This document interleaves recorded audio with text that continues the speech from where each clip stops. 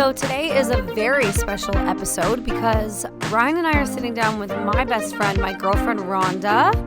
So welcome, Rhonda. Welcome to Is This Adulthood? Thank you for having me. Did you have a few bubblies last night on your mommy night off?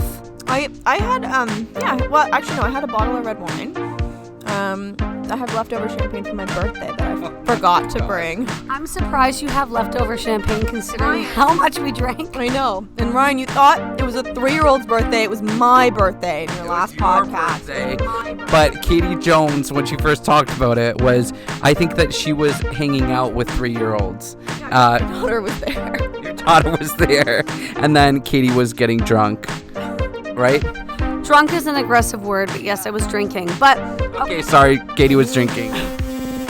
This is exciting. I always like having a guest. I know we had Riley on as well, and now Rhonda. We just love the R's, don't we? R squared. R squared, yeah. Our guest. So we're looking for another person that's name starts with an R for another week.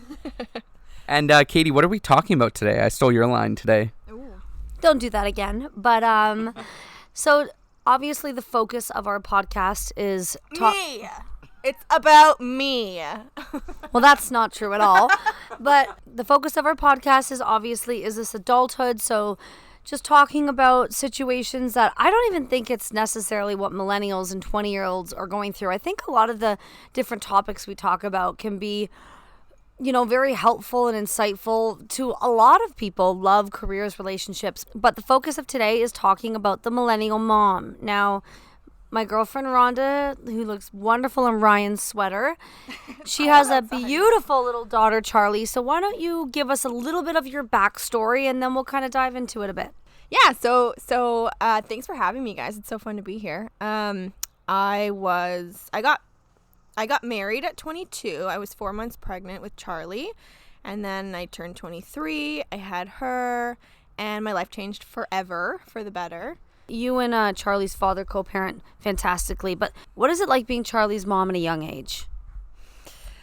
I always said I wanted to have kids or a kid young. I said I always wanted the kid, but I don't want the man. So now I'm living my dream.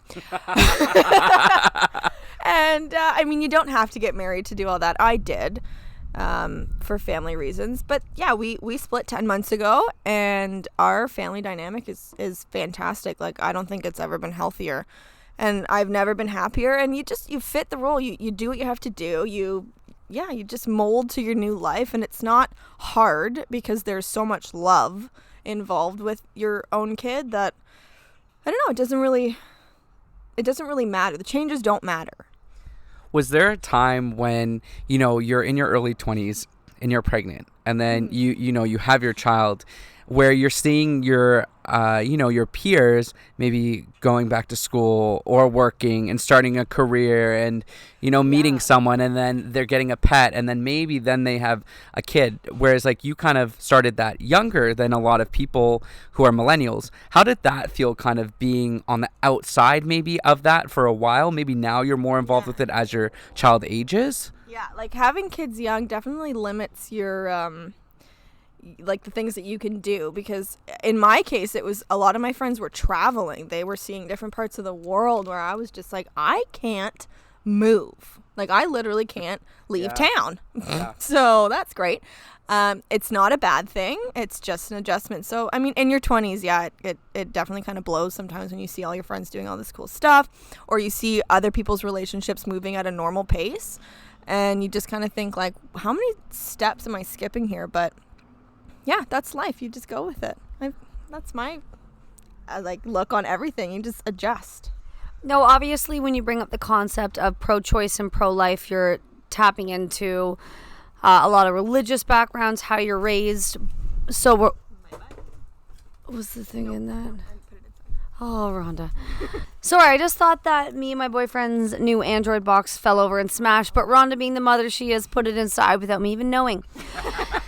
When you're young, and obviously you have options at any age, was there any, what do we do, or was I'm pregnant? This is gonna get super personal, but at first, like, my whole thing was, it happened so fast. Like, I definitely thought that I wouldn't go down the path of having her just because we only had been dating like a year.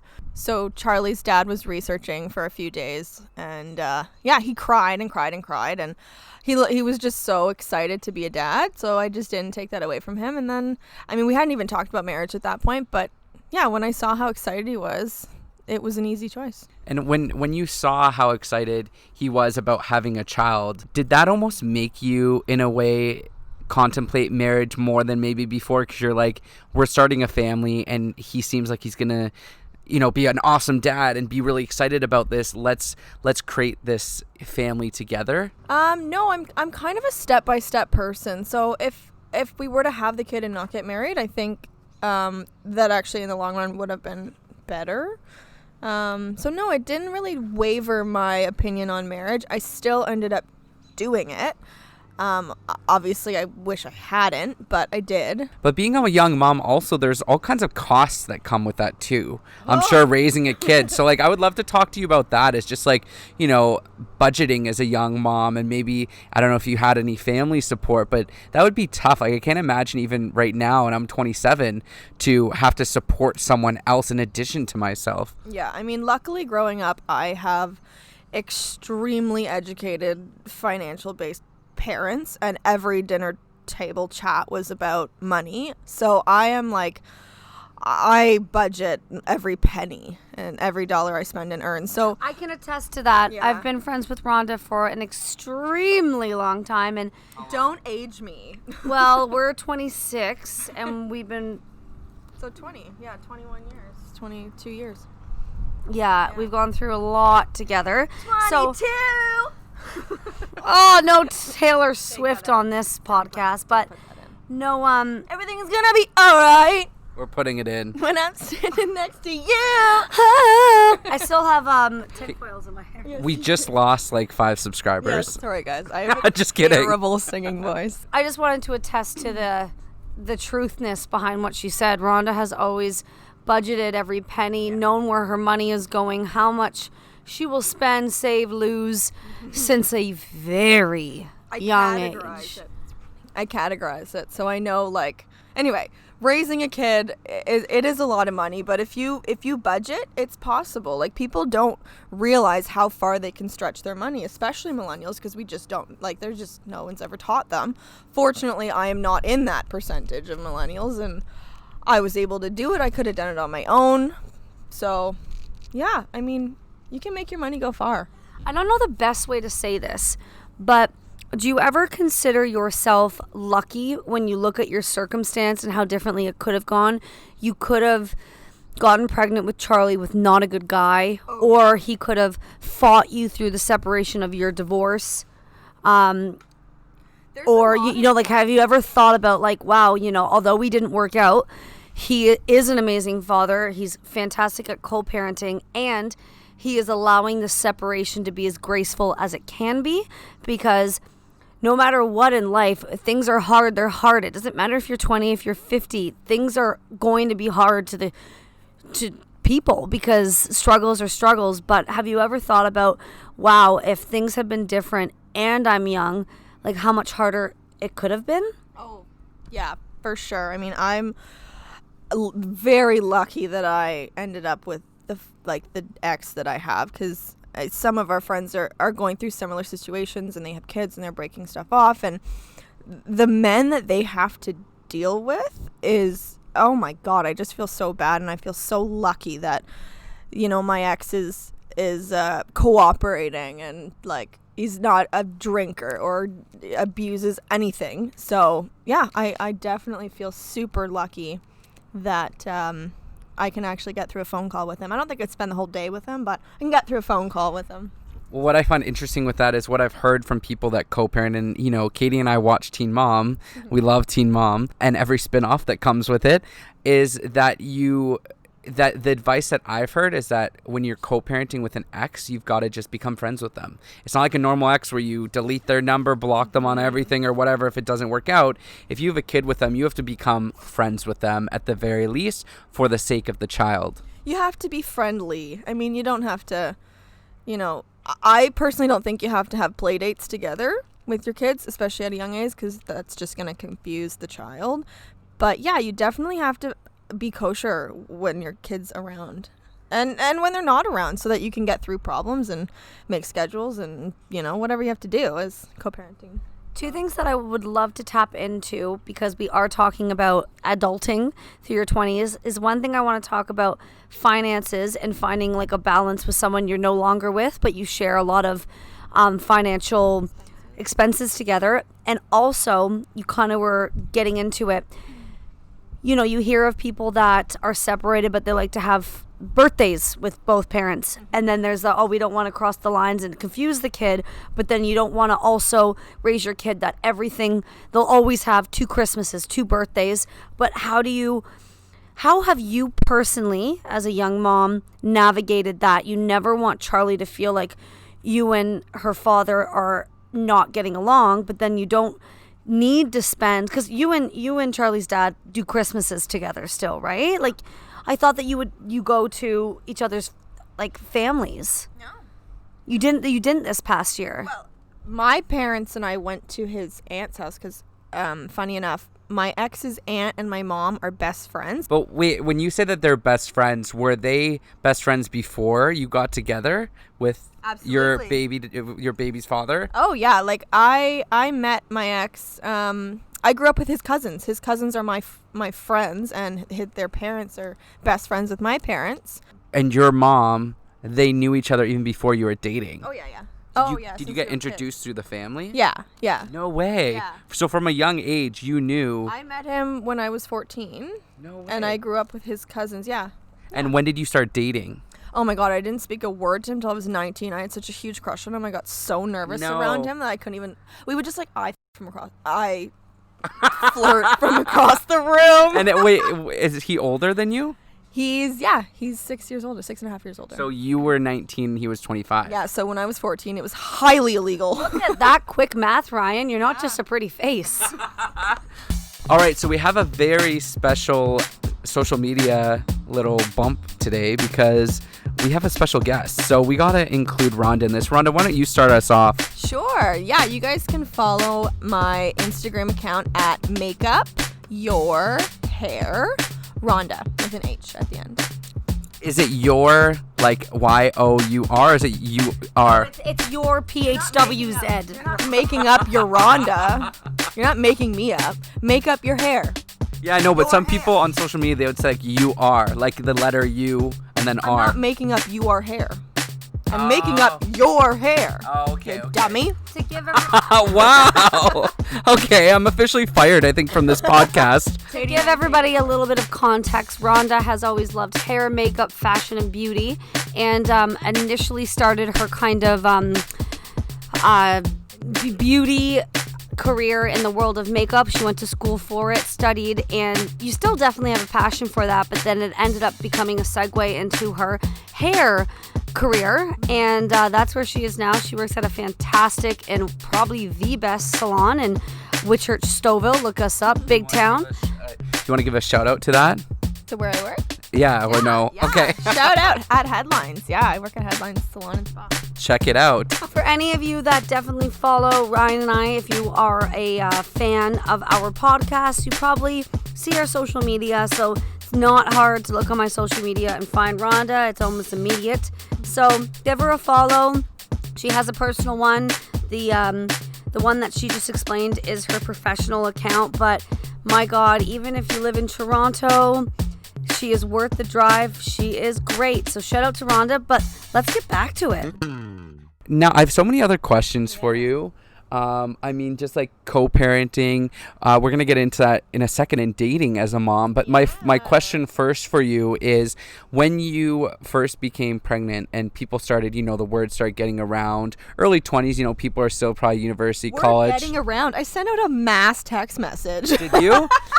What were people's responses like? Did you feel judged by anyone? Oh, God, no. And even if I was, I would never notice because I just don't give a crap if people are judging me.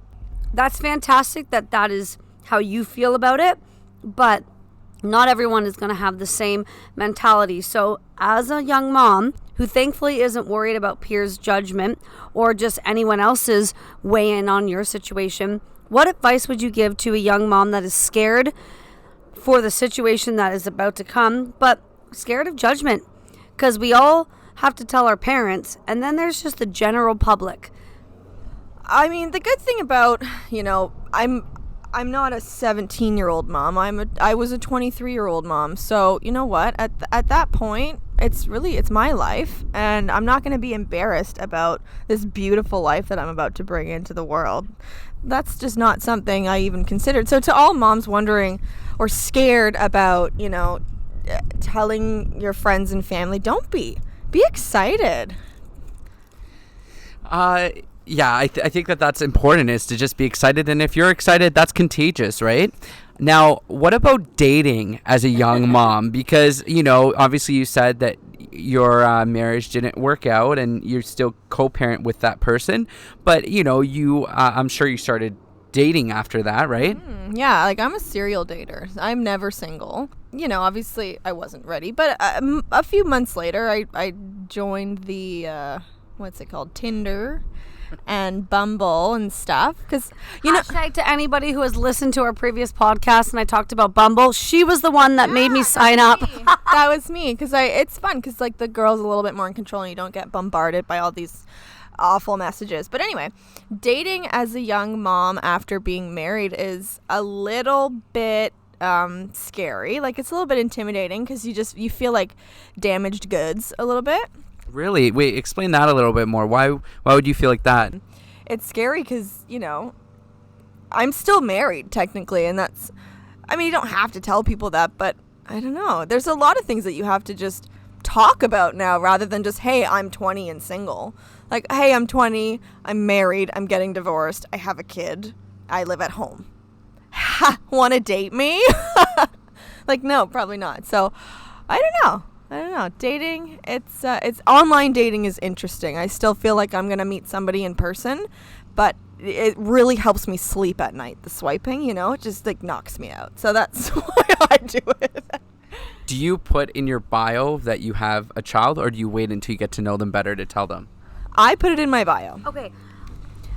This is interesting that you brought that up, Ryan. So one of my cousins in England, she is a young mom as well, and she has a 2-year-old daughter, and she was thinking about getting into online dating. And when I was back there in England last August, I was telling her how you got me into it months ago. I know this is kind of weird because podcasts are audio, so you might be trying to put the months together. But there was a time that Rhonda introduced me to the online dating world, and I was kind of having fun with it. And then I went to England, and my cousin is separated from the father of her daughter as well. And she was really hung up on how to present herself online. So this is something I want to talk about. In one way, she goes, I don't feel the need to disclose in my bio, my Tinder or my Bumble bio, that I have a daughter. If I don't know you, why do you deserve or have the right to know I have a beautiful, amazing daughter? You don't know me yet. But then the other side of it is, when you have a kid, I feel like for a lot of people, especially you, Rhonda, you are such an independent person, but Charlie is a massive part of your identity now. You're still Rhonda. She's never taken that away from you, but Charlie is hugely who you are. So to not include your child in your bio. So basically what I want to ask you is, how did you decide what you were going to do, or was it very clear? Because my cousin just thought, I either want people to know right away, or no, I haven't even met you. Why do you deserve to know I have a daughter? That's not your business. I get that, not wanting to disclose so much personal information in a bio, but at the same time, you look at people's bio and it's a quick little snippet about yourself. Okay, I have dogs, I fish, I do this is my job, my height and my whatever. It's so, and she's my number. That's the first thing I think about is okay, so I'm a dog mom, I'm a human mom. It was a no-brainer. Yeah, if anyone is listening and they're hearing some noise in the background, it's a lawnmower, because we are recording outside. It's a beautiful day, and we decided to do it in Katie's backyard today. Yeah. And I love when stuff like this happens. Listeners, or Rhonda, if you know this, one of the first podcasts that Ryan and I ever recorded, we did it at my family home where we are right now, but it was getting into winter, fall cold time, so we're like, let's record in my room. Well, I didn't know when I set the meeting up that somebody was going to do home renovations on the kitchen with a drill. So we'd be talking brrr, brrr, and it went on for like how long, Ryan? Like a few hours? That episode definitely took a lot of editing. We had to edit out some of those noises, and we had to repeat ourselves a lot. The episode we probably recorded for like an hour for like a 25-minute episode. So, Rhonda, one of the things that I absolutely admire and love about you, which I have for a long time, way before Charlie, is the amount of respect you have for yourself. You own your decisions and you take pride, even in your mistakes. Yeah, I made that mistake, but I made it for a reason. I've definitely learned from it, but I'm not going to lose confidence. You are a very confident person, and that's one of your best qualities. You have many, unlike Ryan. But I'm just kidding, everyone. But what would you say to women that maybe don't have that? They don't have it. I don't know. Get some. Seriously. I think it's a bit more difficult than that. You can't go buy it on Amazon. Our sarcastic sense of humor is literally exact to a T. Yeah. But no, really, the young woman that is maybe pregnant or really trying to decide how she's going to internalize what people are going to think of her, someone that just doesn't have the self-confidence that you have, what would you say to them? I mean, I think that you just need a support system. Like if you're scared and you're alone, and you need to have family and friends or something that's gonna like help you. You're gonna need help if you're scared, you know? So try not to be so scared. It's not that hard, guys. Come on, just kids. How long, when you're starting to talk to someone or see someone, date someone, how long does it take until you introduce them to Charlie? Charlie was about 15 months when my ex and I split.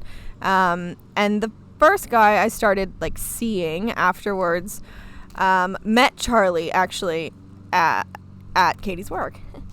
And hashtag best friends forever and ever and ever. But I made that mistake because mentally I thought, you know what, she's young enough. Even if this doesn't work out, she won't remember. And, you know, we did end up breaking it off. And to this day, every time I bring up Katie or the pub or that is you know, is he coming, and she'll say his name, like she actually remembers his name even now. To this day. And it's crazy. So I've made that I've learned that lesson. I won't do it again, like unless, I don't know, I think I'd probably wait like a year. Wow. A year. Yeah. Really? Yeah. Of course, kids are young and innocent, so you can always, if you do feel like, okay, I'm not going to introduce this person right away, but I really like this person, we're spending a lot of time together, so I don't want to have to wait a year because I want to be able to see my daughter or son, plus the person I'm dating. You could always say this is a friend from work, or in Ryan's case, a friend from school, or... It probably gets confusing though for the child, I would think. I know what you're saying, Katie, but be like, Mom, you have a lot of friends from work. Yeah, and they're always men. They always seem to be men. Yeah, and they always have a six-pack, and they're just walking around without a shirt on. No, I'm kidding. Oh, I want to work wherever you work. No, I'm kidding. The next topic that I want to talk about with you is Katie actually told me this story. I think you're aware that she told me this story about how you've been on dates before from the whole online dating apps, you know, phenomenon, and you've gone to the date and the person just hasn't shown up. And you said that, I think from what I've heard, that you've said that that's happened like 90% of the times. How traumatizing and how rude. Yeah, it's hard. Like when you're trying, like dating now is so different. And I remember going on Plenty of Fish like before I met my ex, and it worked out. Like I had one great boyfriend and it lasted for like 10 months, and then I never used it again, and then I got married. But now like online dating apps have totally changed, and I think 90 to 95% of the profiles on there are not real. Yeah, like have you had that where someone's catfished you? I don't know the terminology. You guys know all the lingo, but I think so. I think I've been catfished almost every single time. Like I won't actually go to the date. Like we'll set a day, we'll set a time, maybe not a place, and then you just like don't hear from them that day or the day before. And I'm not going to drive out to Timbuktu if I don't hear from you the same day that we've made plans. So, and that happens a lot where they just disappear on the day of the date. And I don't actually, you know, go and be left alone in a bar. But it does happen a lot where I just don't end up doing anything that night. But I think also, like, in life, the more you put yourself out there, the more you are going to be susceptible to either acceptance or rejection. And I remember when I wasn't on the dating apps for very long, but when I remember calling Rhonda and I said, okay, I'm supposed to meet up with this person. I'm so nervous. And I remember you saying, well, why are you nervous? And I said, well, what if, like, they don't think I'm as pretty as they thought in my pictures? Or what if I can't seem to strike up a conversation? Or what if I'm not charming or witty or funny enough, as every single person on this planet feels on a first date to an extent? But Rhonda went, well, why would you be feeling that way? I said, well, what do you mean? Like, I don't know this person. He goes, you should be worried that he's not going to fulfill that stuff. And I say he because I am heterosexual, but that's to any person that's going on a date. You should be worried that that person is not going to live up to that stuff. And it clicked in me. I'm not saying it didn't take away all my nerves, but I thought, yeah, why am I sitting here worried that I'm not going to be funny enough or charismatic enough or charming enough? Rhonda goes, you should be worried that he's not going to be those things and you're wasting your time. Because naturally, I feel like, I mean, to each their own. There are some heavy narcissists and there are some people that massively doubt themselves. But for the majority, a lot of people are humble with a certain degree of lacking self-confidence. And yeah, she just said, I don't know why you're stressed out about you not thinking you're cute enough. What if he isn't? And honestly, Rhonda, I've thought about that. Like I said, I didn't do the online dating thing for long, but I'm really good at advice. She's really, really good. No, but I did think about it, and I was like, I wanted to spread that advice to so many people, whether it's going in for a job interview or a first date or anything. Stop worrying that you're not enough and question if they're not good enough. Don't think, maybe this job isn't, what if I'm not good enough for this job? What if this job isn't good enough for you? I agree. Yeah, exactly. I have a lot more advice. I feel like maybe now, Katie Jones, all of your advice is coming from Rhonda, and you're just taking credit. Yeah. All the advice you give me. It's true. You broke my microphone.